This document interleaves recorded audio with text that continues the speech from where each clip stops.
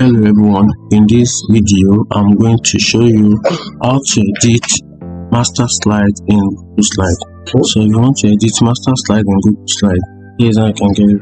So the first thing you have to do is tap on the slide at the menu bar. Just tap on slide, then move down a little bit, then you tap on edit themes. So from here you can have the list of all the slides. So you tap on the first one, which is the master edit. So from here you can edit the theme title one. You can change the theme title, or if there's anything you want to adjust from other slide, you can do it from this master slide up here. Then once you do that, then it will automatically reflect on the slide. So that is how to edit master slide.